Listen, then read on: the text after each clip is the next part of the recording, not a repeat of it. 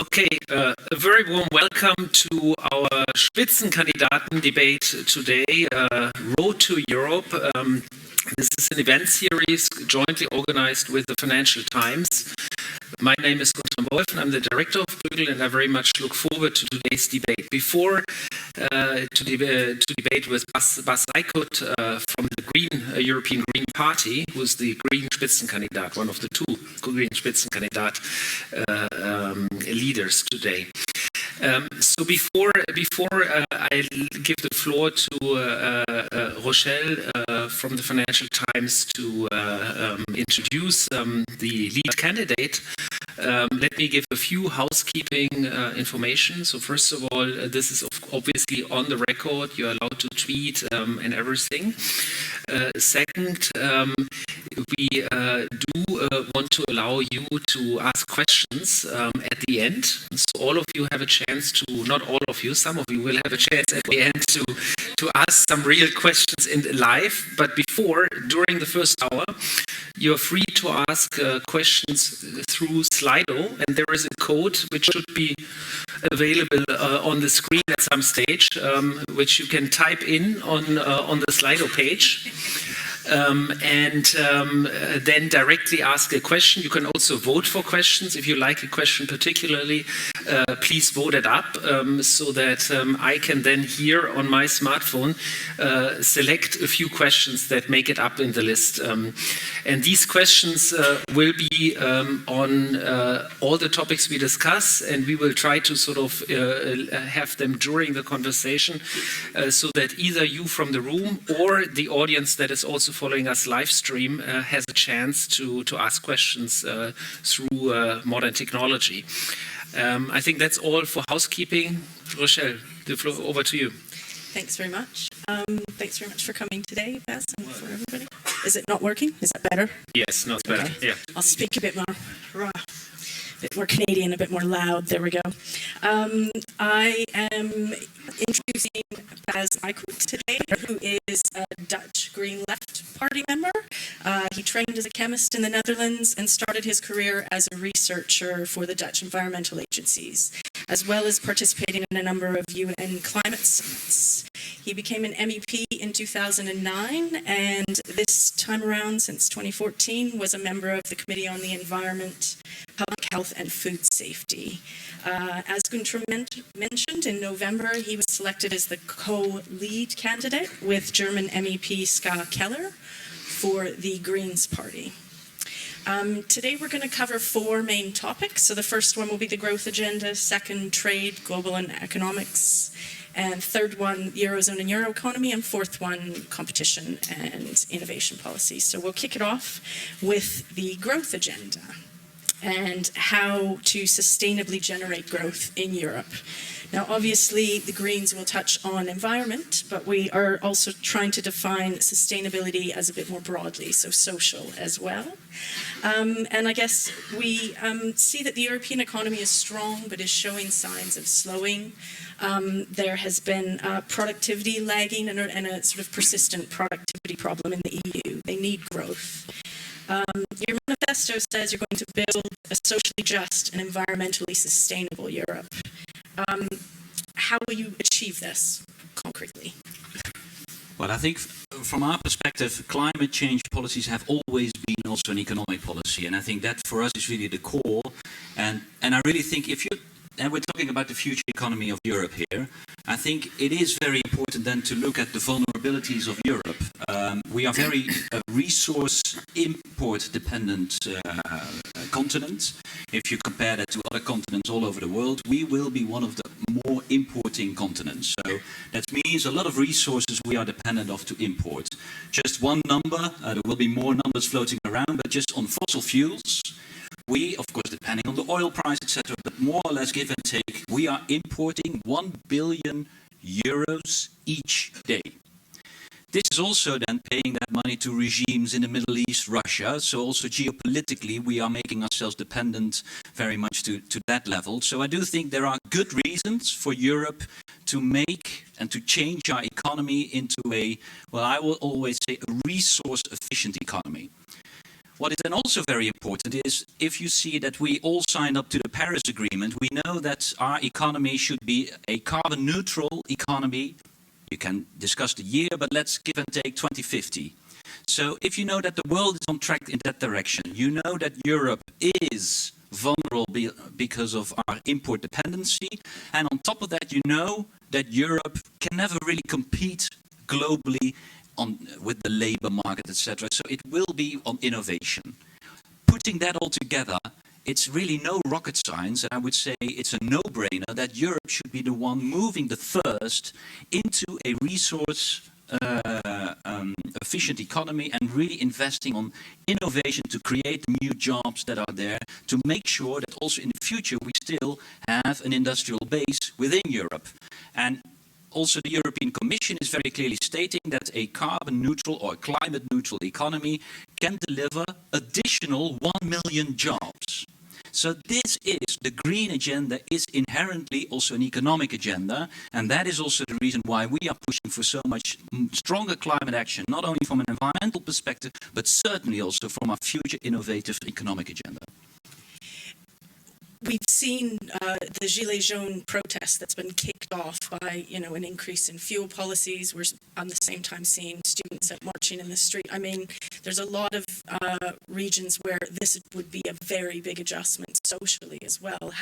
How would you address that? Well, two answers to that. First of all, the Gilets jaunes, were they really protesting against that one policy, or were they protesting against broader policies of Macron, where they feel that Macron, as they call it also, is a president of the rich?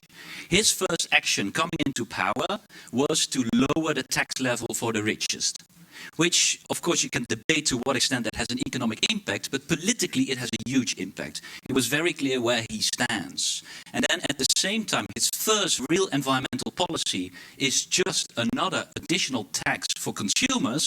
Then they feel that they are not fairly treated. And then you can get the protest. This is also, and you mentioned it in your introduction, we as Greens in the Netherlands are called Green Left. And I think that you can see all over the boards with all the green parties. We have always said you need to combine green policies with social policies. You have to make sure it's socially just. Then how to do that? And I think here you have to touch upon the issue on taxation, where Europe is really failing. Taxation mainly on the bigger corporations. Why? We don't have competence. We, the European Union, does not have competence on taxation yet. Consequence, any taxation policy needs to be done with unanimity. Well, name me one example where Europe managed to get a taxation policy in place. Tech companies didn't work. Changing the energy taxation policies didn't work. It's all stuck. At the same time, what you see at the national level, a race to the bottom, the level of taxation for corporations, so the profit taxation went on an average level from 35% to more or less 20% in 20 years' time. We are going down with that tax level. These are the formal levels of taxation. On top of that, they can, through tax constructions, even pay lower rates of taxation, with the consequence that governments see their income from taxation to corporations going down, and then you have two options. Or you raise your tax levels on another level. What we saw during the Euro crisis, we were taxing higher levels on labor, which is the most stupid thing you can do, is taxing labor, especially in an economic crisis time, because you are deteriorating the labor market. Or the other one is cutting your expenditure. And that's the entire austerity program, which we will come to, I guess, as well. So that just shows you that the social promise of Europe, we failed, and taxation policy is one of the key points, and that's really where we as Greens are also. Tax justice is one of our fighting themes and campaign themes for the coming elections. Europe needs to improve on that. But can I ask you on this point? I mean, we have certainly heard these numbers that you just mentioned on taxation. We've heard them many times. Indeed, marginal tax rates for rich, for wealth, and so on is going down across the board. But what to do about it? Bas Eickhout being president of the European Commission, what would you concretely do to address this? I mean, it's all nice to analyze this, But what can a Commission president really do about it? As you know, taxation policy is decided in the Council. You would need a unanimous vote in the Council. I mean, Not necessarily. So what do you do? Not necessarily, because there's also a very clear article in the Lisbon Treaty saying that if the disruption of the internal market is so huge, it gives the Commission the powers to overrule that unanimity. And I think that our unfair business of taxation is a clear reason to use that article. And the Commission, they produced a document on taxation problems. They did that in February, I think, where, as always, good on the analysis, but not going for the tools that really make a difference. They were indeed then referring to the article, well, maybe we can propose that we will change that, but that will be done by unanimity. It doesn't necessarily have to be that way, but you need a much stronger, more political European Commission who dares to really touch upon these issues, and until now they have not done, and that is something that we Greens will do differently. It's a very strong and daring proposal. Would you risk creating a constitutional crisis? Why would it be a constitutional crisis? Because the Commission will start making direct overruling the spirit, at least, of the European treaties. Yeah, are you ready to fight that fight? Yes, and that's why I make the proposals also. And I think what is the good thing of a European campaign, we are now in a political campaign, is also to address some of these topics. And until now, indeed, the people, they were always a bit hinting at the problem, but not really making it a key project which we need to address when you are talking about the next Commission. And really, this is also my criticism to the Social Democrats. They quite often think that you create a social Europe by adding the word social here and there, and also doing a social scoreboard. If we are not changing these fundamentals, in the end, the only thing a social scoreboard will notice is that our social indicators will score less and less. Well, can I ask one follow-up question on the whole social discussion? You mentioned President Macron is seen as the president of the rich. I mean, do you see him as a president of the rich? And perhaps can I ask you then on the economic issue? I mean, the whole green transformation, the Green New Deal that you propose, it's going to be hugely transformative, and especially people on the countryside that depend on cars, that are left behind already now in many respects. If you look at the economic indicators, they are really not doing as well as people in the city. I mean, the Greens are a party being elected in the cities very strongly. So how do you deal with the social unrest that, for example, the diesel tax, a massive diesel tax will really create? Well, there were a lot of questions there. Yeah. I think what is very important is that any political party should try to really make sure that the entire society, is getting united. This is one of our problems, is the split in the society, and indeed you see that on education level, you see it urban, rural, and I think that's also why in our green policies we are also explicitly, of course, talking about an investment agenda, certainly also for the rural areas. I think what is very important, and history has shown, is that if you are focusing on innovation, if you are focusing also on tough standards, and let's talk about the car industry. The car industry fought against any tough regulation coming from the European level for years. And you coming from Germany, you know very well the German car industry, where they positioned themselves. But we managed as Greens also to put tougher standards further into the lawmaking. And now even the law has not even been formally adopted. You see a change at the CEO level of Volkswagen, where he was fighting against any specific policy on CO2 standards and more specifically on e-mobility. He's now speaking out on saying maybe this entire approach of being technology neutral doesn't work, and we need to be more explicit and focusing on e-mobility. If a big company like Volkswagen is going to do that, you will see that the prices of e-cars will go down substantially. Those prices will go down, which will be in the benefit of a lot of people, and on top of that, a lot of people don't need to protest against the diesel prices anymore because they don't need diesel. And that is important, but you need tough policies. And too often conservative politicians thought they are helping the people by being weak on companies. The only consequence is that the companies are not innovating and that we are lagging behind. Thanks to green policies now on CO2 and cars, we can prevent that in 10 years' time we are importing Chinese cars and still have the possibility of building themselves. And I think that's in the benefit of all of us. So I have a question from Slido here, which is actually asked by Jim Brunson. Very neutral. Very neutral.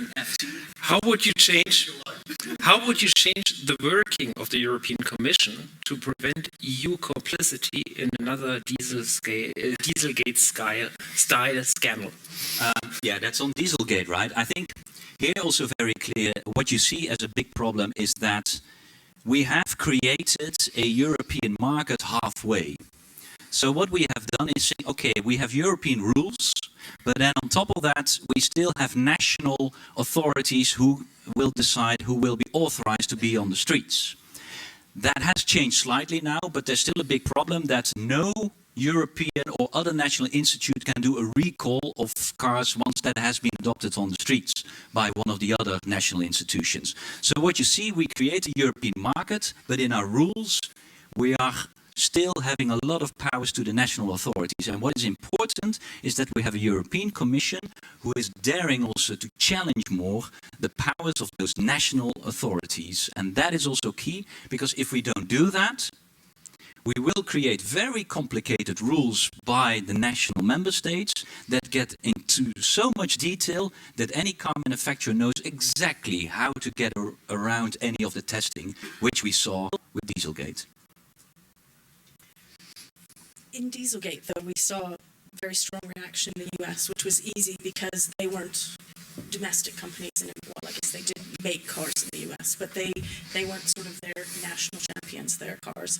And in spite of the air quality issues that we have, in spite of all of that, there was a lot of pushback from the companies when the targets were going through. A lot of pressure was applied. Parliament came out to push in the other direction. Do you think we need to do more? I mean, they bring up the 13 million jobs that are always in this industry. There were a number of member states, pretty close to a majority, that were arguing for much more ambitious. We've seen the same thing in the truck targets. And a lot of those people, a lot of those member states are member states where they have domestic industries that are doing this, and they're saying, actually, the European Commission can set high targets, and that gives our companies something to work towards. But we still seem to see the same voices saying this is going to kill jobs, it's going to hurt things here, yet promising electric cars in China. How can you challenge that? Well, I think it is a very good example where the conservative powers in the end are not serving the interest of the people on the long term. This is a short-term agenda, and absolutely, I mean, we know the climate agenda means a transformation of a lot of sectors in our economy, and that's also why we are very clearly also saying that in those regions where there will be a transition, there must be just transition. So we are also promoting just transition funds in order to help regions to really adjust to that. But I think the biggest problem is if we are starting to be relaxed about it, it feels like, okay, then we can survive for a while. But what you see is regions outside Europe will speed on. They will move on. They will go for the innovation. And in the end, we all do know that if you want to go to this carbon neutral economy in that sector as well, then you will have to change your current policies on a combustion engine. You can wait, be relaxed, think you're nice for the jobs, but that's what I said. Then later on, we will be importing those, and that will kill the jobs.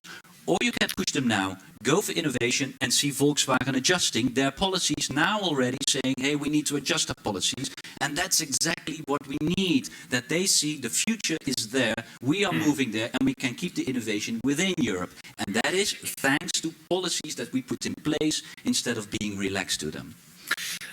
Perhaps one last question. I mean, we talked a lot about the social and the climate issues, but we didn't talk priorities. But we didn't talk much about the growth agenda. Is growth not a priority for the Greens, or do we need more productivity growth? Do we need more growth in general, or should we rather accept less growth in our societies to remain climate friendly? Well, to be in a one-liner, and then I will get further into it. We believe in quality growth.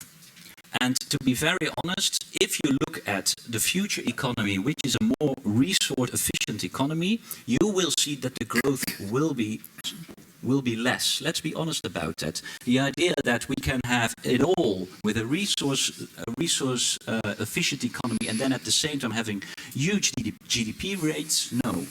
So you will also have to design smarter policies for the future in order to make sure that your social system can be there. So I'm not saying we are against economic growth. What we are saying is that GDP in the end is a very limited factor that is in quality of life only a marginal part. There's a lot of other indicators that we need for quality of life and that we should focus on as well. And I think that is what we're not doing in our policies. And in the end, we're not denying the economic rules that you need if you have an increase of your labor productivity in order to keep jobs, that you need a GDP growth. We're not stupid, but at the same time, we also do know that, for example, why are companies choosing to stay in Europe? They pretend it's just a cost factor, but we know that also quality, infrastructure, education level of the workforce, all these factors are very important to them as well. And too often, economically, those factors are being discarded. I'm afraid that's all the time we have for the first block. The second block talks about trade policy, and if we could put up the slide on trade. I mean, this is a very simple slide showing that, of course, trade is extremely important for Europe, both intra-European trade, so the one covered by the single market, but also the extra-European trade is a very important part of our economic activity. It's important to different degrees for different countries. I mean, you are from the Netherlands. Obviously, the Netherlands is you are a trading nation, very open to trade.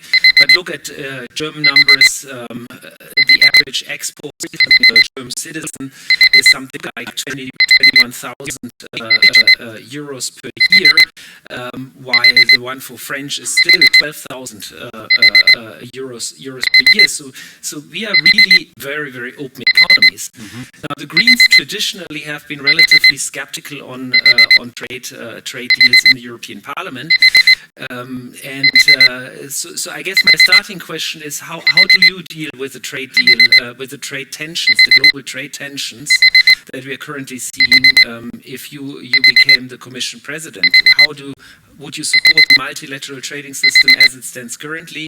What would you do if it is under attack even more than currently? What would you do if it even stops functioning, which is a distinct possibility at the end of this year? Well, I think first of all, we prefer multilateral trade agreements. So that would certainly be on the WTO level, and then we can discuss to what extent you do that. But multilateral trade agreements are our preferred option. But we do know very well that for the moment, multilateral trade agreements are very far away. So there will be then a step going into bilateral trade agreements. I think where the Greens have been and are very critical is, of course, the development where we are going to now. The majority of this trade, if you now want to take the next step in trade deals, it's not so much about tariffs anymore. It's much more about, cooperation on our standards. And you know that. That's also why, for example, CETA, it's not a trade deal, it stands for Comprehensive Economic and Trade Agreement. Those words are chosen deliberately. This is more of an economic agreement than a trade agreement. Why? Because really the added value that we can achieve is much more now in cooperation of standards. And then we really have to come with the question, but who is in charge of that? Who is going to decide on which standards are important and which are not? And that's where we are very critical. This is really the next level of trade deals, where we are giving away democratic powers to partly, again, companies, or sometimes to even court cases. And then we can get also to the investor courts issues. So this shows that we are not per se against trade deals, but we are very critical the direction the current trade deals are taking. Because it is kind of, okay, trade, just for the sake of having trade or having more trade, we are moving forward. Whereas I would say in the 21st century, trade is still an instrument, and it should be an instrument to deliver on the Sustainable Development Goals. And unfortunately, look at the CETA agreement, the first chapters are on economic agreements, and it's all binding, should, shall, harsh, everything. Then somewhere chapter 15, 16, oh yes, sustainable development, we forgot about that. And there it is, the parties agree to take into consideration, maybe do this, maybe do that. That's the current status of trade deals. Pure economics first, sustainable development comes in chapter 15. And I think that should be turned around. Trade deals should be a race to the top. At this moment, it's still too much a race to the bottom. No, but And we will lose that. So what concretely would you do differently in negotiating a trade deal if you were in charge of the Commission? We would put the SDG targets first. So the SDGs are saying where we have to deliver on better social justice, all these topics. That should be the aim of doing a trade deal. That's also why we are very clearly saying you should never do a trade agreement with a country that has not ratified the Paris Agreement. This is something that the EU also said, the European Commission said, and then we're still negotiating with the US. This exactly shows you that it's not a priority. And I really think we should be very tough on that, to make very clear that any country that is not ratifying the Paris Agreement, we are not doing trade deals with them. So you would pull out of the, you wouldn't negotiate with the US trade and suffer the potential consequences of car tariffs or whatever else Mr. Trump might have in store for the But EU. you, and then in return, you would just follow the threats of Trump. That's what you would do then. I'm not in your No. seat, I'm here. I know, so that's why we will not bow for that kind of threats. Because we have a very clear agenda, and if the trade agenda is not delivering on also our sustainable development goals, what's then exactly the purpose of doing that trade deal? So your international cooperation should always be on the basis of your sustainable development targets. That's the core of our future, isn't it? This is also what the countries are agreeing when they go to Rio de Janeiro and sign up for a better world, and then forget about it when they're doing a trade deal. I think that inconsistency is also exactly why people are getting disappointed in politics. But concretely, if I may, concretely we have a global trade war ongoing between the US and China. We have a threat from the US president to actually put a 25% tax, not just on steel but also on cars. What would you do concretely? I mean, there's directly lives and jobs at stake. I mean, will you just say no because he doesn't follow the SDG? I don't negotiate with Mr. Trump, or would you negotiate with him? I would not agree. I would not negotiate as long as he does not ratify the Paris Agreement. That would be, for me, a very clear red line. And So, really, so sorry, accept but all the job losses. But sorry, the other way around. People are saying this and then at the same time not following through. This is really also about the credibility of the European Union. And let's see, because in the end, the tariffs, if he's going to do that, Trump also knows very well who's going to be hit probably even more. That's also his own industry. We know that. So it is a policy that will hit both sides. So in the end, will he do so? That's the question. So But you're ready to do counter tariffs against the US? yes, Tit for tat? yes. Okay, that's a clear yes. So what about Because the I think- WTO? but this is a fascinating one, right? The European Union, and you've put up the graph yourself, has huge negotiating powers because of the strength of our market. But then the moment when we are doing international negotiations, where we are very tough in words, you know, we were celebrating Paris, we were saying, Trump pulls out, we will take over the world lead. And then Trump says, boo, one more, and we are immediately backing off. This is, of course, not the credibility that Europe will deserve when you are doing future trade deals, let alone if you start negotiating with China. That's the next one. You were talking about it. What do you think the Chinese will look like if we are immediately giving in to the US? They will have fun on that. So this is also about our future relations. Sometimes you need to make very clear where you stand and have to be strong on that. And sometimes that means repercussions that you know economically are not the wisest thing to do. But sorry, if Trump is so stupid to put forward his agenda, at a certain moment you have to react. Also, to make very clear to the Chinese one, you will be the next one to negotiate, and we will make sure that we are serious about sustainable development. And beyond the sustainability and the climate issues, how do you deal with, for example, state-owned enterprises in China and forced technology transfer? I mean, do you just accept that, or no? But I think there it's very clear, and we've also said that we have to be much tougher also on the, for example, the steel dumping on the European market. I mean, that's where another policy where Europe should be tougher.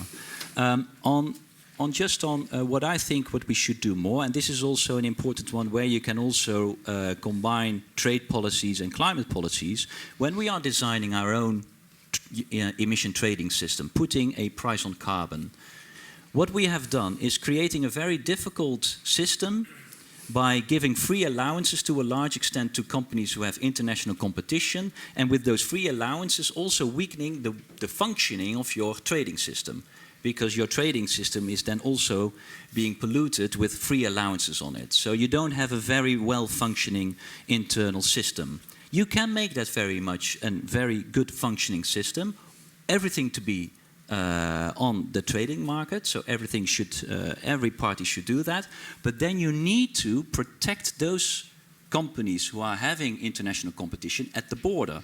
And that means a carbon adjustment factor at the border, so that you really are serious, that you show the carbon price that our industry is paying will also be for those products coming on the European market. And that's where you show you are serious about really letting the polluter pay. And you may look cynical now, but is not every politician always talking about, yeah, the polluter pays principle, yeah, that's very important, and then in practice not doing it? Again, that is undermining your credibility much more than for once now really let the polluter pay. What about human rights and how those might fit into future trade deals? I think there we will have to discuss much more about transparency throughout the entire production chain. I think that is, of course, something that we have Greens are fighting for as well. That, I mean, some of these aspects are more difficult to put into your prices, right? So I think there one of the key things is a full due diligence through the entire production chain, so that companies will have to be transparent on how they are doing their production. And if we are doing that, then you will see that that also will get set global standards, which quite often has been the case. So this is more about transparency. So I don't have a, a Slido question on trade. But you make one there now. But there is a question on coalition building, and perhaps we can ask that question in this context. I mean, suppose you are not the biggest party and you don't become there the is still a likelihood, president. I know. I see some people being relieved already, yeah. So where's your red line when it comes to trade deals and you have to negotiate with coalition partners? I'm not going to give you an exact red line here, but I do think that we will have to see a change of our trade policies. That is for sure. And I really think this is, I think the fundamental question is, where do we position sustainable development goals? I think that is for me a key one. In a way, when we embrace the sustainable development goals in Rio de Janeiro, we said that this is the core of our future society. If you're very serious on that, then maybe you also should be a bit tougher on it in your trade deals. And I really think we should start trade deals with the Sustainable Development Goals. This is what we want to achieve. Trade is a means to achieve something. It's not a target in its own. And I think that fundamental change is important, and that will have follow-ups, because from the current trade perspective, any environmental or social policy is a barrier to trade.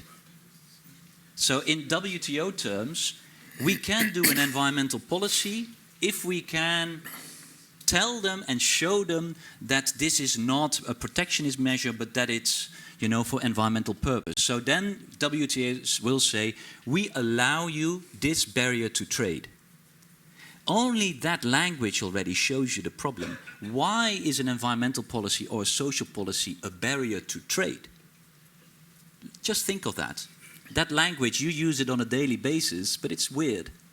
Well, I would ask the counter question, what if there was no WTO? I mean, then there would be no international body whatsoever to to ensure a level playing field, and the race to the bottom would be even bigger. So are you in the end supporting the WTO and a rules-based global trading system, or are you not supporting it? It's good that you at least confess that there is a race to the bottom. So that's good, because that's a start. I said if there's no then it's WTO. even bigger, you said. So. If there's no WTO, yes. Yeah, so then it's even bigger. So I think that's a good thing to start off with, that we want to try to prevent that race to the bottom. And I started by saying that I want a multilateral organization.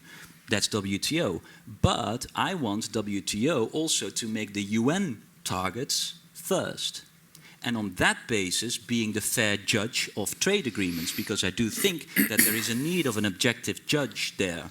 And I'm very much for WTO being that. But I don't want it to be that trade is the target and that they can say, well, because, yes, it's a barrier to trade, but okay, we allow it because it has an environmental objective. That's for me turning it upside down. So I'm very much for multilateral. I started with that, but they need to change their judgment rules.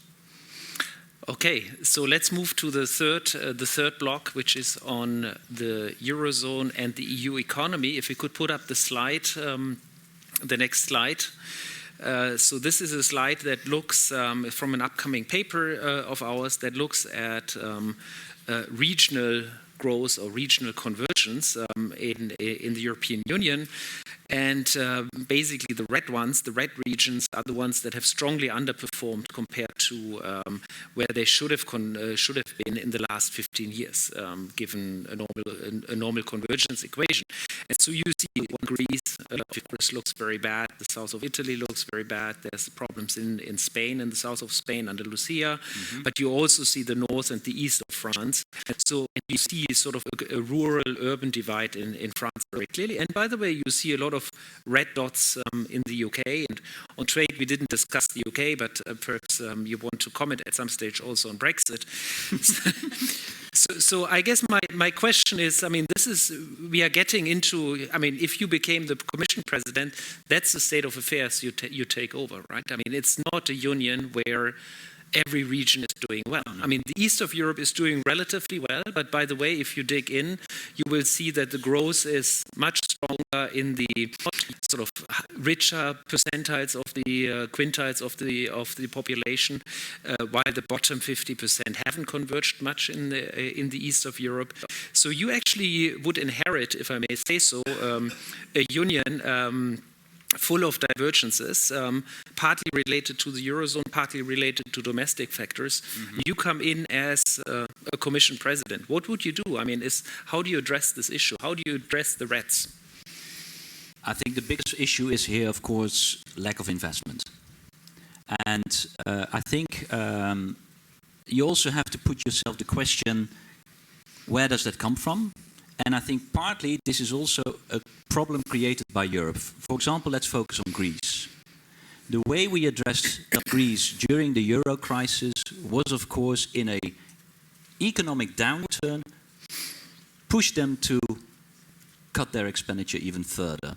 This was deepening the crisis, and there's a lot of economic analysis showing that, yes, there was an economic crisis, but if you know, during a economic crisis time, you know that consumption is going down because people are having less possibilities. Industries are cutting down their investments because they don't know for sure how the future will be. If then on top of that, the governments are going to cut down their expenditures, you are deepening the crisis. And that's exactly what we pushed for. During the Euro crisis, we deepened the crisis with major impacts on unemployment. And that's also partly what you see here. I really think that there must be a room for a further investment agenda. This is also why we have been pushing that investment agenda, where we are also fighting to make sure that the private investments are more going into those regions that really need it, which was a huge discussion in the Juncker investment plan, where the northern European countries were saying, okay, we have a Juncker investment plan, but let's not politicize it. Let's not make rules that are giving it to those regions where there is an underperformance. There must be on all neutral criteria. That was really a big fight. Whereas I think, as far as I know, we started with that investment agenda, especially for those regions where there is an underperformance.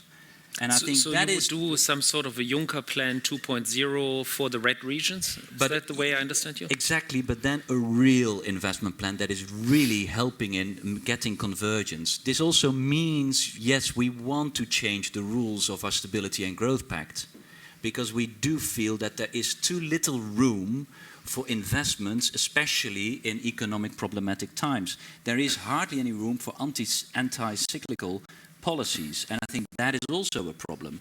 So you need to change those rules. I think I will probably have more fights on that with Germany than with Greece. And I think it's about time that we have that debate also stronger in Germany, because if you look at these problems, it's also partly because Germany is so much profiting from the intra-EU trade. They have a huge surplus on their trading balance. We have rules for that, but the European Commission has not done anything about it. Yes, in the semester they wrote it down. That was it. How can you expect, because I'm not saying that in the south they don't need reforms, but how can you expect reforms if those countries feel that the European Commission is tough on them and never on the northern countries that have a huge surplus on their trading? How can you expect that? And that is something that I would address. So we've had, there's been accusations around the Commission being quite weak in how it enforces its fiscal rules. And what you're talking about is changing those fiscal rules. So can you talk about how you would change those concretely and how you would also enforce it? Well, I think, you know, here we get into a very interesting discussion that a bit the Netherlands with the Baltic states, you know, this kind of Hansen coalition are trying to put forward. What they're saying is we want a commission that is even more objective. So we want tougher rules, less flexibility, and then just a commission who is just doing spreadsheet economics. So non-political commission. Non-politically. Well, I am of the opposite opinion, because you can't run economics on a spreadsheet. You can't. In which country do you expect that the Minister of Finance is just a spreadsheet controller? It's not. It's political decisions. So the European Commission, it should be clear that they're taking political decisions. On the Stability and Growth Pact, I would change those rules so there is more room for flexibility, which means political judgment. But then, of course, the democratic control on the European Commission should be much stronger, because it is further politicization of the EU, which I think is logical. When we choose for the euro, we choose for a very political integration of our economy.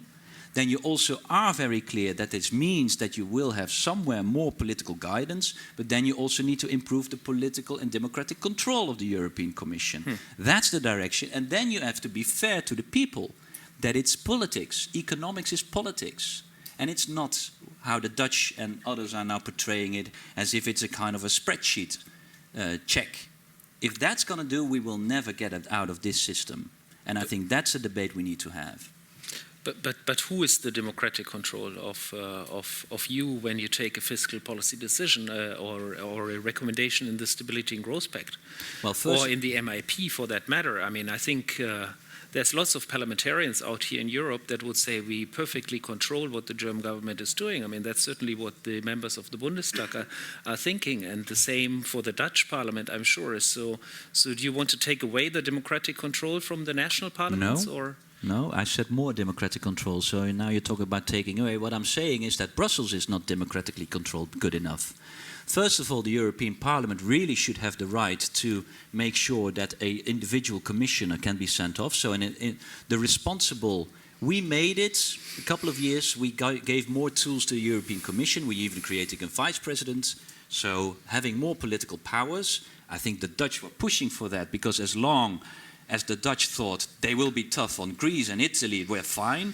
And then sometimes they started to become tough on themselves, and then it was not so nice anymore.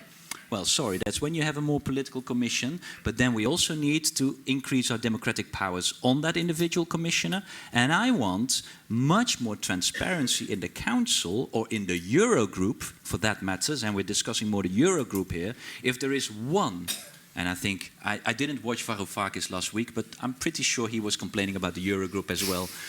I don't agree that often with him, but I do agree with the black box of Eurogroup. And yes, the Bundestag is probably pretty capable of controlling Scholz in Berlin.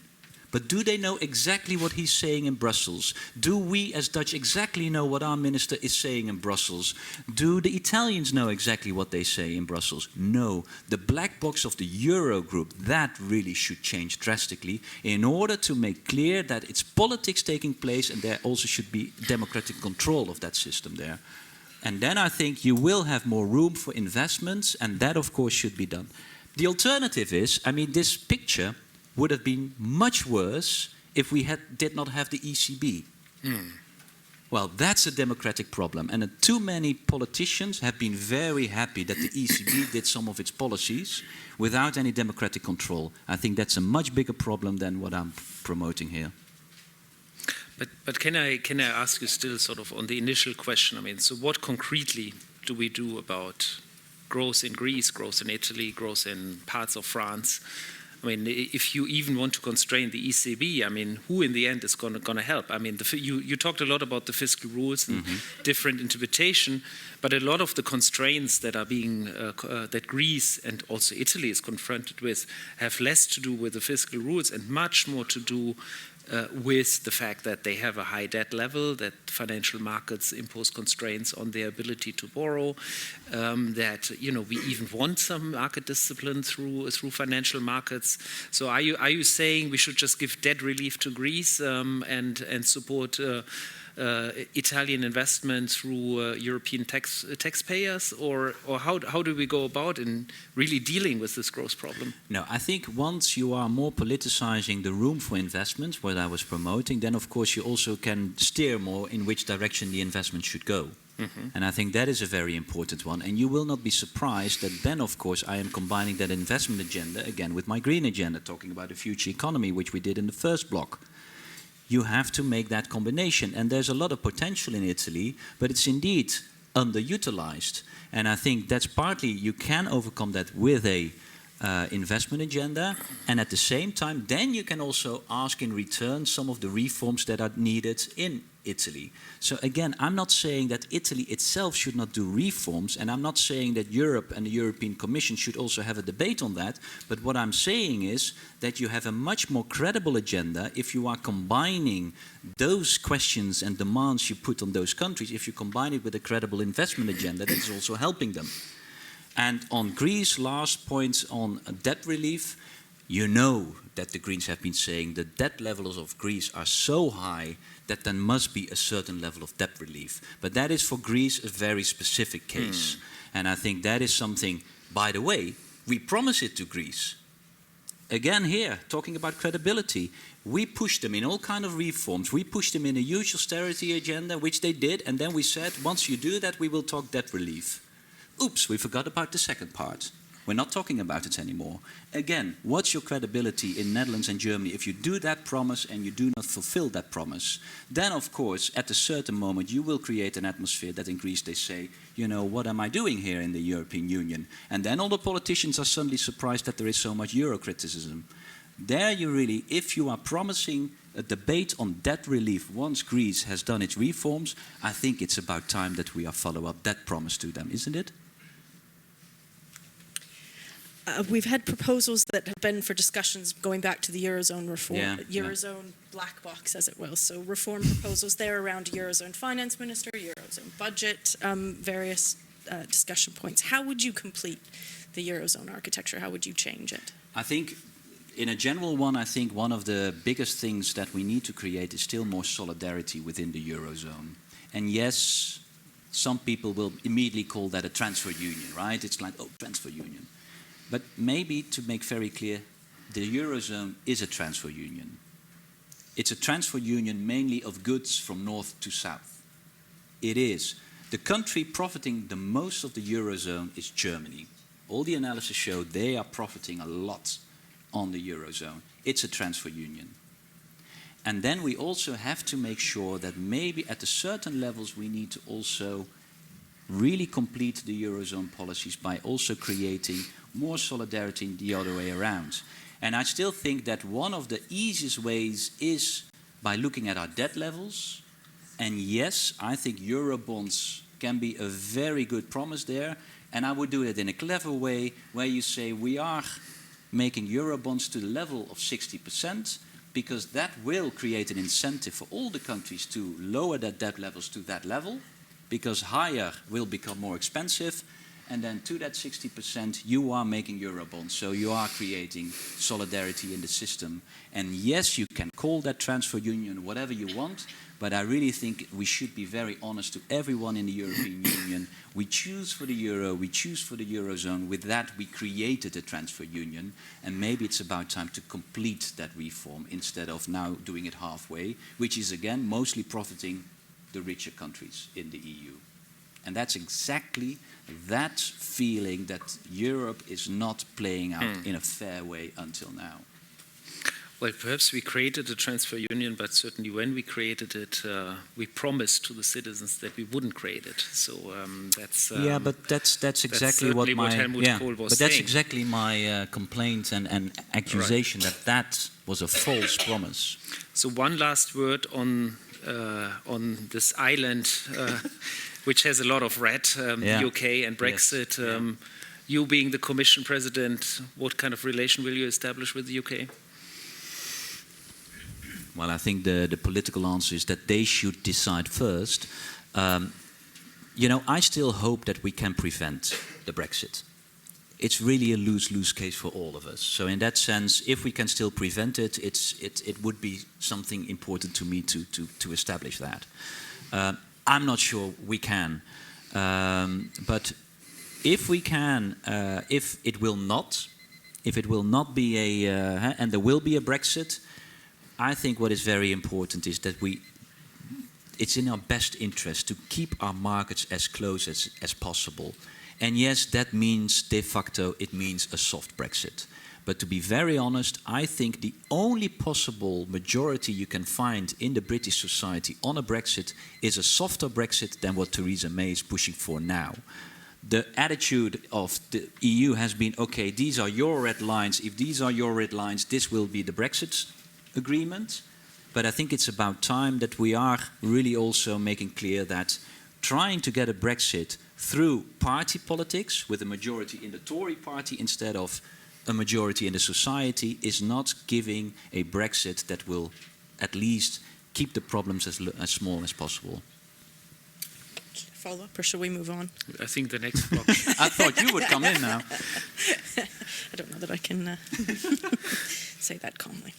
Okay, well, let's move on to the final block then, which is the competition, industrial policy, and still seems to be fine up there for everybody.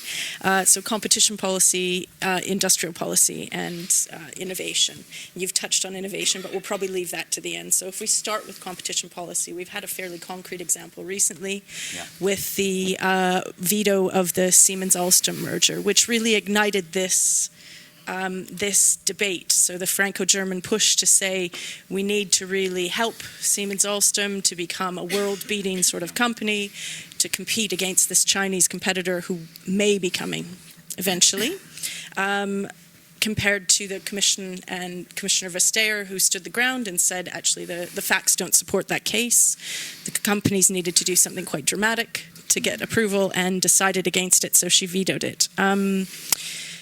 What would you do if you were Commission President? What's your view on that decision? Well, I think what is at first very important is that I would criticize one part very big in the German-French proposals, and that's the idea that the national member states can overrule the Commission. I mean, we decided for an internal market for European competition rules, and if then one decision we don't like and immediately we start pushing for overruling that, that's the end of the internal market. That's the end of our competition rules. That's really, that part of the proposal is, sorry, it's stupid. But I think what I hope that this proposal will do is having a broader discussion on our future competition policies. I think they are pretty technocratic, the current competition policies. And I do think that also in our competition policies, we have to take more into consideration also the global context. A world where you see that China, US, Russia, they are all on that global market and they are competing and not always in the fair rules that we made for ourselves. So I do think that really in our competition rules there should be more room for political judgment there, and also looking at the global context. But it should always remain in the hand of a European Commission, because they are responsible for that. So opening up that discussion, should we not be a bit more looking at the rules again? Are they fit for purpose for the future? Certainly if you look at global competition, let's have that discussion. I'm open to that, and as a president of the Commission I would say, okay, let's have a discussion on that. But I would really make very clear that if you in the end don't leave it to the European Commission to really do the judgment, then really we are just undercutting the entire internal market, which will hit us all. That part really doesn't make sense. So I think as a president of the Commission you do is welcoming the product, saying, interesting, let's have a future discussion. We see the reason to do that. However, here are some of the red lines that we draw, and I think there's a lot of member states that would join in drawing those red lines. In bringing politics into it, though, don't you sort of run the risk that you will get a reaction from other competition authorities? So right now European officials can stand up and say, we consider these things as flag neutral. And if we start to have political considerations in those, then what's to stop the Chinese authorities or the Russian authorities from doing the same thing to when our companies want to go in there and they're considering? They are doing it. Do you really think that there is no political interference? More overtly?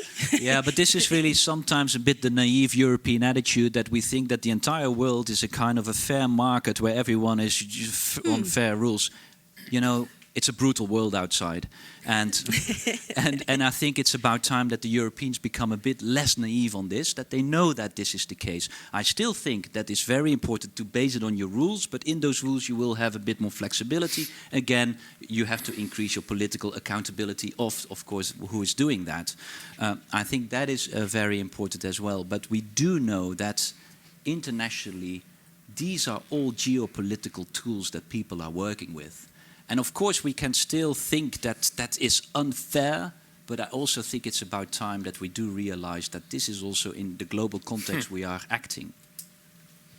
But that means in the end you accept watering down a bit our competition rules, our merger control. You accept bigger European champions, even if they go at the expense of the European consumer, just so that we can compete in third markets. Is that the direction of travel? I think that we have to be honest about that there is a political judgment at a certain moment. You cannot, this idea that there will be strict rules and that there's always a 0 or 1 decision.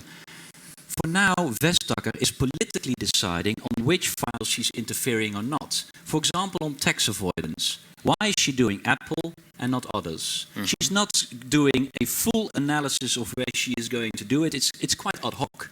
And when we put out the report, IKEA is a problem, she went into IKEA. Do you think she ever would have done IKEA if we not have published the report? There is in every decision a political decision. Let's be honest about that. Mm-hmm. And I'm not saying it's watering down. I think it's honest that sometimes, in some cases, you can see that there is a dilemma between creating a well-functioning market that is theoretically leading to lower price for the consumers within the European Union and global competition. Let's be honest about that there are trade-offs, that there are dilemmas. And let's not pretend that we can just make rules that is always a binary choice in the end because that's what it is. Again, this idea that the European Commission can be a judge that is just saying it's yes or no, this is not reality. And I think we have to be honest about that. We have to create that flexibility, but that also means, yes, being honest that you are having a more political role, which is there already. Vestager is choosing politically which files she takes on board and which not. But she's open about it, isn't she? She's not open on why she's not doing files. She's open on files which she's doing, but there's a lot of tax avoidance she's not addressing. Has she ever explained to you why she's not doing the others? Has she explained to you why she was not doing IKEA until we came up with the report? Did she explain that to you? Not to me. She said to me, oh, that's a very good report of the Greens. We are going to look into it. That's very nice, but she didn't do it before. Why not? Because it's political. It's politics.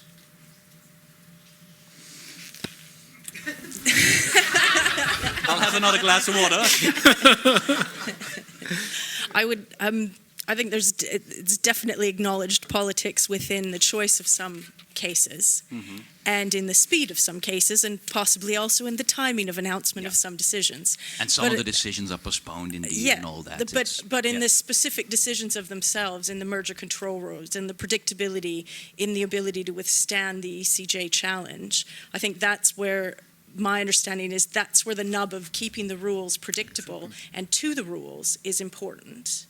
And the idea that there are other instruments, if you want to talk about state subsidies or lack of access to protected markets, the argument that they make is, well, there are other instruments. We have the international procurement instrument, we have trade policy, we have other instruments that we can do that with. So the idea of, well, given there is politics and how it feeds in, the actual rules, the implementation of themselves, the predictability of that. Yeah, but still needs again, to be it's not black and white, right? I'm not saying take away all the rules, take away all the predictability. What the Court of Justice will do is say we look at whether the Commission has followed the rules. If the rules to a certain extent have a predictability but not to the full 100%, the Court of Justice will say, well, all the rules they've applied and it's okay or not. And this is what she's doing already, Vestager. Why did she now exactly agree the merger of Monsanto and Bayer?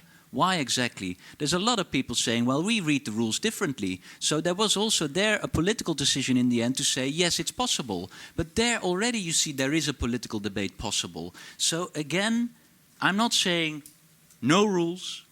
It's not that black and white. What I'm saying is, be more honest about dilemmas that we will face in a global market where you do see that global players are playing politics with their tools, that you sometimes have to consider also other issues when you are on that global market. At the same time, the dilemma that we want to have a well-functioning market for our European citizens. I want that too. That's why we have the rules. But there is a level of political judgment there, which the Commission is already applying. I think we should be more straightforward and honest about it by making that in the rules. The Court of Judgment can still do a huge assessment of it, but at the suburb will say, well, this was part of their flexibility, but all the rules that she had to apply have been applied. The Court of Justice will still have that role. But I still don't really get where you're getting with where you go to with this politicization. I mean, yes, there is politics, and we need to be transparent about it. That's all fine and good.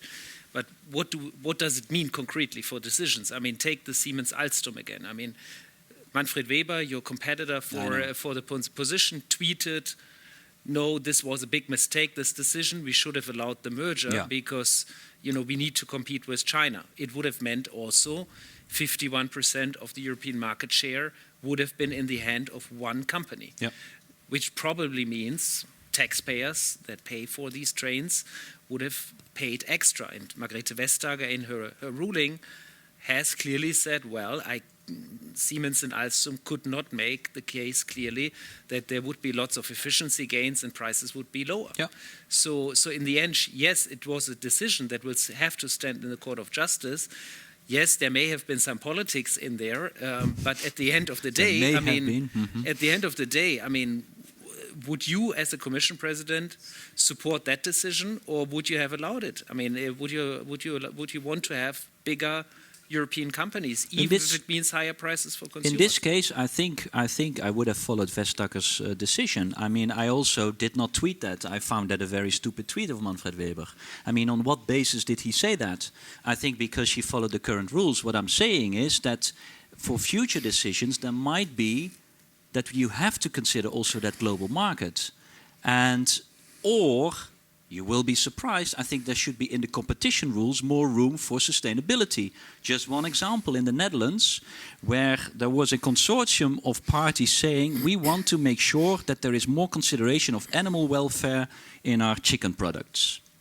Vestager said no to it, because it could lead to a higher price of the consumers. There you go again. Technocratic approach, higher price, it's a problem. Animal welfare, anyone? We don't care.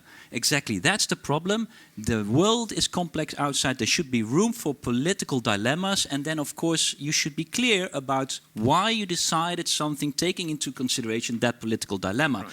But first change those rules, then do it. And don't, as what a bit Manfred Weber was doing it, and I think here the campaign might be a bit part of it, never talk about any problem with competition policy, but then when there is something that is big in Germany, being tough on Twitter. Sorry, that's not politics.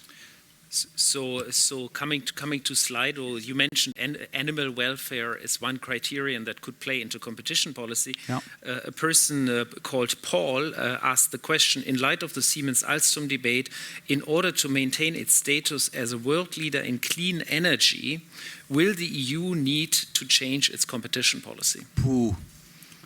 Let me be very honest that I did not look at the rules with that angle yet, but I can imagine that that should be a consequence, yeah, because I do think that if you are taking your agenda serious, you need a decarbonization of the energy sector first. The best way is, of course, renewables, because that's also at the same time very much making your own energy, so we need that to have that. And I think that is also something where we can be globally leading on. So let's see whether the current competition rules are favorable for that or not. I'm not now going to be very tough on Twitter, say yes or no. I'm saying that you should take these issues into consideration in future competition rules. But you need to change the rules for that. Okay, I think I don't have a watch here anymore, but a clock. But I think the 15 minutes are over. Feels like it. So I think we can open up questions to the audience, but also if you have a general question. Yeah, I just wanted to ask. We're expecting fragmentation. That's what all the polls are indicating. Yeah. And so I want to understand what kind of coalition you'd be willing to build. Would you be willing to go into coalition with the EPP? And what are your red line policies? What are the things that you absolutely would want out of that? Yeah, I think what we are saying very clear is that we are willing to talk to any democratic party, European party, and the EPP is part of that. So we are willing to talk, but we also will put our clear demands. I'm not going to very much clearly define the red lines, but our priorities are climate change, fighting climate change, social Europe, taxation, what we discussed, democratic Europe. Rule of law, that's I mean, if there should be now one thing which we should not politicize, it's the rule of law. Those are the fundamental values where we base our society on. These are also the first articles of the Lisbon Treaty, and they are there for a reason. And there you really should depoliticize. And I don't think the Commission did that. They were sometimes technocratic on issues where they should not be technocratic, and they were political on issues where they should not be political. And I think rule of law is one of those issues where they have been too political, where they are going against Poland because it's not part of the two big family groups, and then not doing anything on Hungary, where fortunately, thanks to the Greens, the European Parliament now changed something about. I think that is important. So democratic Europe is the third one. Those three issues we really will put on the table, and we expect that the EPP is really giving and changing its policies fundamentally on that. If not, we will not support Manfred Weber. Very clear. But we will talk. Okay, let's perhaps collect a few questions, and let me repeat, these are questions, so please no statements and opinions of yours. Please ask quick and pointed questions, and we will collect a few questions. So there's a gentleman here, a gentleman there. Following up the rule of law question. And please identify yourself. Sorry, Claude Kahn from the UN Human Rights Office, the regional office for Europe here in Brussels. Following up the rule of law question, there's an ongoing drafting process to strengthen the ability of rule of law accountability in the next financial framework. How do you see the question of stopping funding to Hungary, Poland, Romania, others that depart the frame of fundamental values? We collect. The second one is here. Ted. Yeah. Todd Buell, I'm a reporter with Law 360. I write about tax policy. So what you said very early on about unanimity and the Lisbon Treaty made me, I was quite interested. Could you just clarify again exactly how the Commission could overrule the Council? And bouncing off of Guntram's question a little bit, I mean, is that realistic? Thank you. And perhaps I only see men raising the hand. It would be nice to have a woman. So let me ask one question, which is on gender. Is it time for a woman to become Commission President? For example, Ska Keller. So perhaps we take those three and then we go for the second round. Yeah. Maybe immediately to you, Guntram. Ska Keller would be an absolutely great president of the European Commission, and I very much support her. So that's on Ska. But in general, is it time? I do think it's time. To be very honest, yes, I do think it's time. If you see that every 5 years the new president of the European Commission has to start begging to countries, please give me a woman, then you get a better post in the European Commission, it's really pathetic. That we are still, I think we are in the 21st century, and that we still are begging for countries coming up with women is really a disgrace, and I really think that should change. Well, I can only say of the 6 lead candidates, we have 6 men. You are, of course, an exception because you have a 2. I'm 50%. Yeah. And the liberals have more than 50%. They have 7 people. I still don't know exactly what that means, but there are 5. Yeah. But also the GUE, which you don't have on your list, they also have a woman. They also come with 2 and 1 woman. Right. No, it's the 2 big groups coming with a man again. Yeah. Okay, yeah. so let's take the other questions. On the financial framework, it's a very good question, but it's also a difficult one because, as I said, we need to be much tougher and more objectively strong on the rule of law. But then also, one of the sanctions you can do is, of course, cutting your funds to those countries. The problem, however, quite often is you are hitting the regions and you are not hitting the head of state, who is responsible for the government doing things. So what we have as a position is that we say we are not necessarily for cutting your funds. What we are saying is that Brussels should take over the decision-making on where the funds go to. So you take away these co-decision powers that those countries have. So if you are really not working according to the rule of law that we think, then you should take away that power. And that is most of the time a really big punishment. Look at Orban, who loves to give his old village where he was born another football stadium. I think taking away that possibilities is hitting him much more than taking away the money. Because now they use the money to give it to the friends where they want it. And I think taking away that power is more effective than taking away the money. So that's a bit of a subtle reply that I would do to that. On taxation, your last part, whether it's credible or... What would the consequences be? Yeah, but I think we discussed on that. I mean, we can't see the consequences yet. But what I do think is that it's very important that the European Union shows strength and credibility. That if we are making a statement, that we follow up.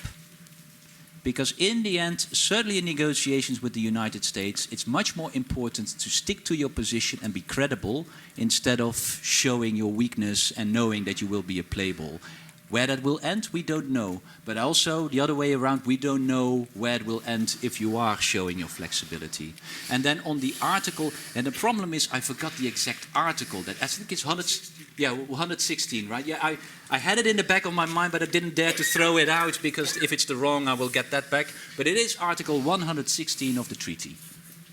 That's giving that possibility. So we have a gentleman here. Yes. Thank you. Lars Hogarth, formerly with the Commission. I was in charge of the CAP. The CAP, the structural funds, the social funds, are all transfer unions. It always was the case, still are the case. It's probably the reason why the member states, the northern ones, are against increasing the 1% income limit on resources. I have a question regarding the Stability and Growth Pact. I could totally agree with you, the idea of having Eurobonds. But another thing is the 3% deficit rule. The 3% deficit rule says basically that every public expenditure going beyond 3% is a bad thing.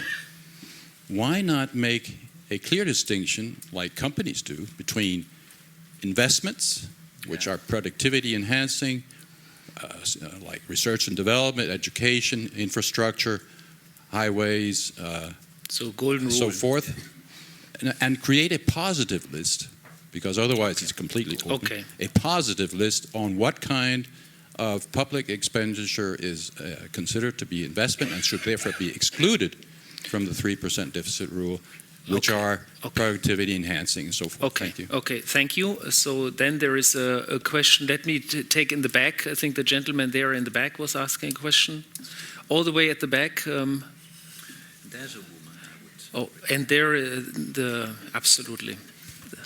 Yeah, many thanks, because I imagine it so far. So, I'm Tommaso Di Fonso from Enel, and speaking about, again, climate change, I think that some important steps has been done from this current commission on renewables and mobility, as you mentioned. What do you see as a possible priority for the new commission? I mean, maybe starting to heavily intervene on other industries.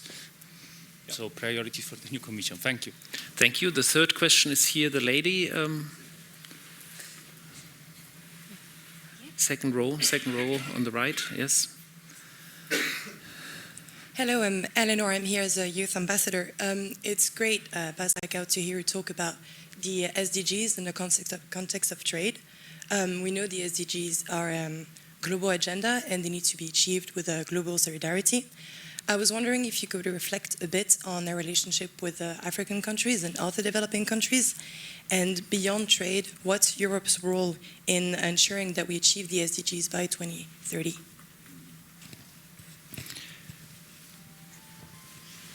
Let me add a fourth question from Slido, if you accept, which got 15 likes. What brought you as a researcher and climate researcher to the European Parliament? Yeah, good question.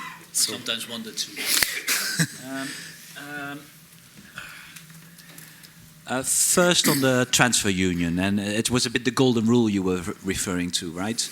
To be very honest, I'm not so much a fan of that, because then you come into the discussion, what is an investment? And that is not a clear-cut answer either. And you get a kind of, no, we don't count this investment, and we do not, and oh, I'm not in the 3% yet, so I'll also take out this one. That's why I prefer more flexibility in the rules. Every investment should be part of that.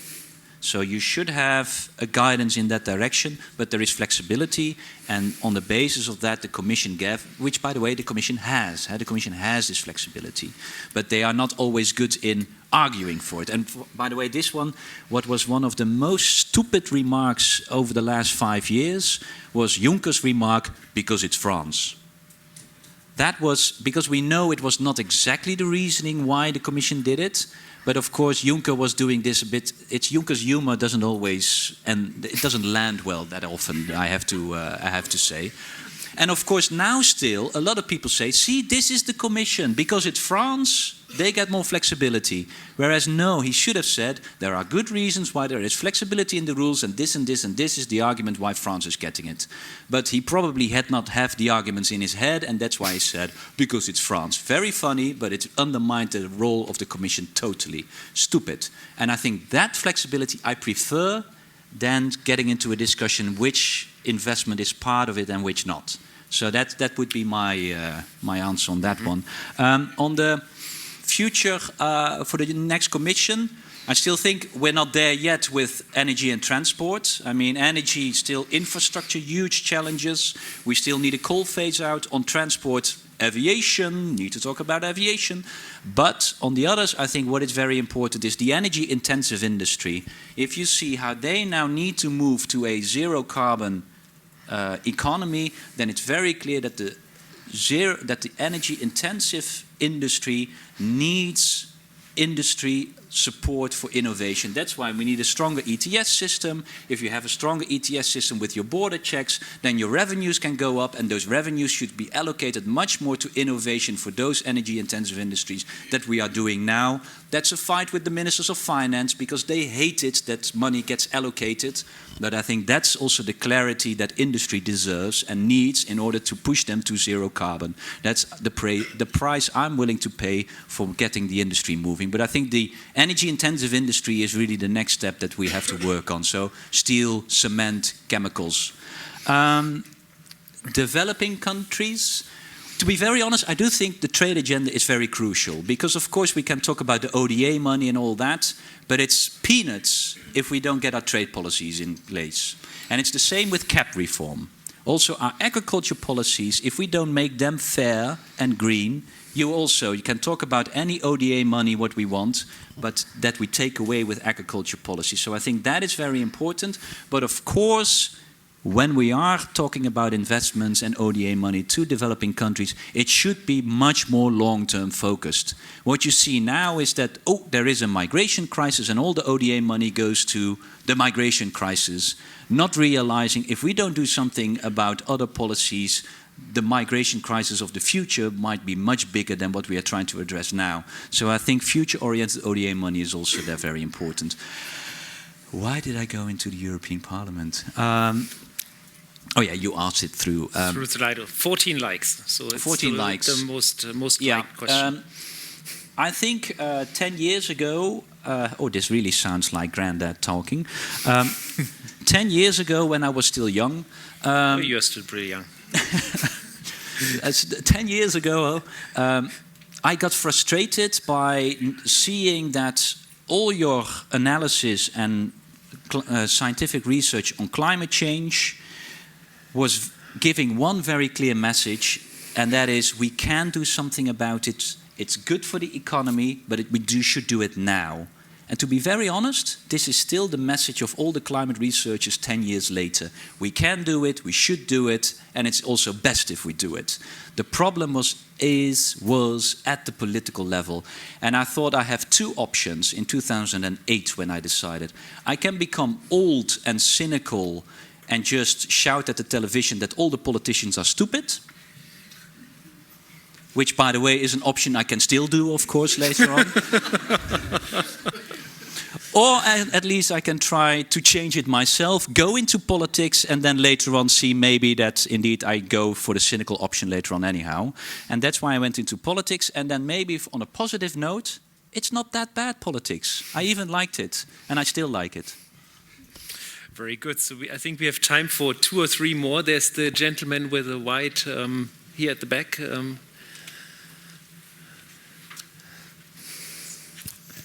Hello, I'm Sofiane Noiret from IOM, International Organization for Migration. I have 2 questions. One which is related to migration. I would like to know your views on the situation and the policies that you would like to implement in case you are president of the European Commission. And the second question is not related to that. It's related to the map that we've seen earlier with this Western and Southern Europe in red and the rest in green. So there are some talks, I'm French, about leaving the euro in Italy the same. What are your views on that? So would this make sense? Voilà. Then the gentleman here in front. Is there one more lady, please? Thank you. I'm a correspondent of Deutsche Welle, Yuri Shiko. So you mentioned this dependency on resources coming from the countries with the undemocratic regimes. But there are other people who are saying, well, we need to trade more with Russia. While phasing out coal, we will need more gas. So what do you want to do? Does the EU need to trade more with Russia? Or how would you decrease this dependency or the need to import more resources from Russia and other similar countries? Thank you. Okay, thank you very much. So that gives you 3 questioners, but 4 questions. Yeah. On the first question on migration, I think it's a bit going too far now go into this entire topic, because then we're sitting here for another hour. But I think what is very important is that in our policies, and in principle we do it, but I'm not always sure that people realize it, and this is also something that I think politicians should improve on. We really should distinguish between refugees and economic migrants. We do that in theory, but there are too many politicians who love to throw them in one bowl, right? Because then we can just talk about other people. And I think one thing, the public support for helping refugees in the European Union is still very, very big. In all the polls you see, there's a vast majority of Europeans ready and willing to help refugees, for sure. And I think that is very important. And unfortunately, too many politicians are still afraid of saying that, which I don't understand, because the people are there wiser than a lot of the politicians. I think the issue is, of course, how to judge refugees and what is not a refugee, an economic migrant, what term you want to put on it. And I think there, of course, in our current system, there is really this problem that every country is still dependent of where they come in, where they enter the first, and they need to do that system, which is really an unfair system. And those countries complaining about it, they are right. But here I would like to go to Italy, where Salvini is complaining about a lack of European solidarity on this issue, and then the next day standing with Orban celebrating how much they like each other. This shows how Salvini is profiting from a non-solution, because Orban should be his opponent. Orban doesn't want European solidarity. So if there is one politician Salvini should work against, it's Orban. But what this shows is that they need each other, because that will keep the crisis around refugees and migrants unsolved, and that's where they feed their popularity on. And I think politicians should expose that more instead of working together with them. This is to the EPP in Austria. Leaving euro, no. I think you can have a very long academic discussion about, was it good to do the euro back in 1999 when it was officially, or was it, yeah. We were discussing it in the 90s. Was that now really the best at that moment? Were we honest about the political consequences of it? I'm not sure. But I think we are in it now. Our internal market, our capital markets, the Eurozones have been so much interlinked with each other. You cannot unravel it anymore. And now we have to go for the better solutions as part of the Eurozone. And that's where we were discussing about. This is, and it's not original, I know, but it is a bit like scrambled eggs. You can have a debate whether it was wise to throw in all your eggs, but now debating, I want my egg back. Sorry, it's impossible. Yeah, on resource, let me just maybe stick it to the question, because how do you want to decrease your dependency? I think that's the core of our green policies. I mean, this is renewables will decrease your dependency on energy imports. A circular economy will decrease your dependency of materials to be imported. I think that's to keep it short. Our future relation with Russia, I think we have to discuss that, and we can, but not to say, well, because we want to have that relation, we should not have our we should increase our resource dependency or whatsoever. I think our future relation should be further on to that. But, and I will keep on saying that, then also here we need to be very clear and tough. And as long as Russia is really breaking international rules and laws, Crimea, then there is no room for future trade negotiations whatsoever with Russia. As I'm tough on those who are not ratifying Paris, I'm also very tough on international law. And sorry, Russia still needs to change their policies there. I think that's a matter of consistency, which I always said to politicians they should be. So I'll try to be that. Okay, do you want to close? I was just going to say thank you very much. That was very interesting, more insightful. Yes. Yes, and please join us in Yes. thanking Bas Eickhout for his frank remarks.